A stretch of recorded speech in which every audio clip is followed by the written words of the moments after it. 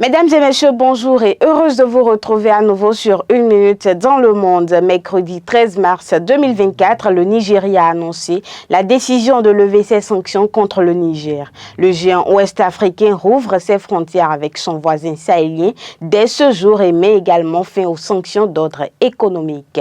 Lundi 11 mars 2024, lors du démarrage du Ramadan, Abba Kabir Youssouf, le gouverneur de Kano, avait publiquement demandé l'ouverture de la frontière avec le Niger. C'est dire combien la décision annoncée par Bola Ahmed Tinubu était attendue.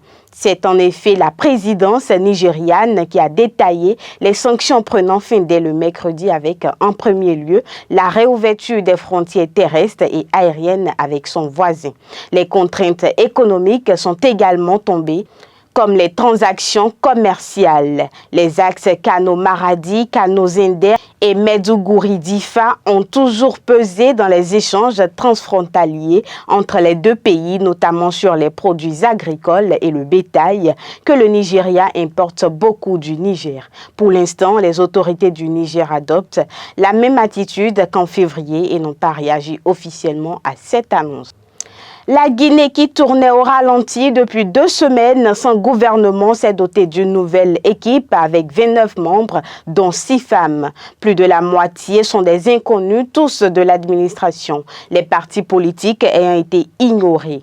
À l'intérieur de ce gouvernement, il y a eu aussi un jeu de chaises musicales. Lors de ce remaniement, 2 journalistes rentrent au sein du gouvernement. Fana Souma, jusque-là directeur général de la radio-télévision nationale, devient ministre de l'Information et de la Communication, alors que Moussa Moïse Silla, responsable de la communication du palais présidentiel, devient ministre de la Culture, du Tourisme et de l'Artisanat.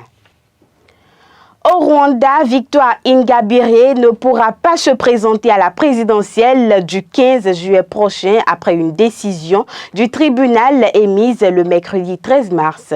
Figure de l'opposition au président Paul Kagame, la femme politique avait été déchue de ses droits après sa condamnation à 15 ans de prison en 2013 pour conspiration contre les autorités par le terrorisme et la guerre et minimisation du génocide de 1994. C'est une décision de justice décevante pour la femme politique qui comptait se présenter au scrutin présidentiel prévu le 15 juillet 2024 contre le président Paul Kagame au pouvoir depuis 2000 et candidat à sa réélection pour un 4e mandat.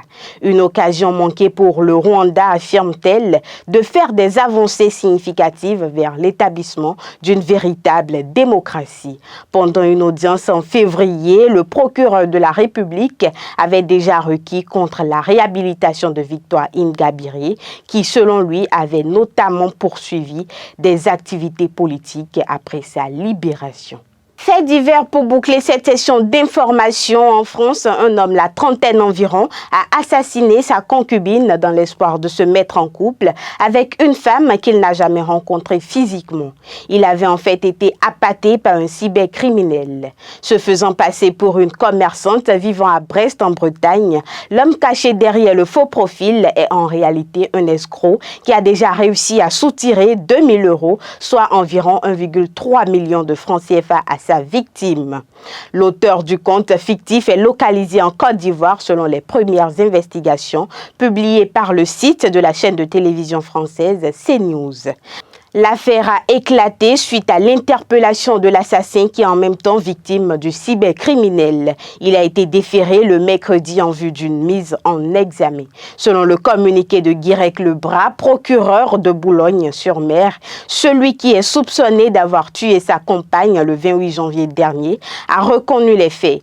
Le trentenaire aurait avoué avoir prémédité le meurtre de sa compagne dans l'espoir de pouvoir concrétiser sa relation virtuelle nouée sur Internet, renseigne le communiqué. En effet, les autorités policières ont reçu l'alerte liée au décès d'une jeune femme retrouvée sans vie par son conjoint à son domicile. Ce sera tout pour aujourd'hui. Merci de toujours préférer BLTV pour vous informer.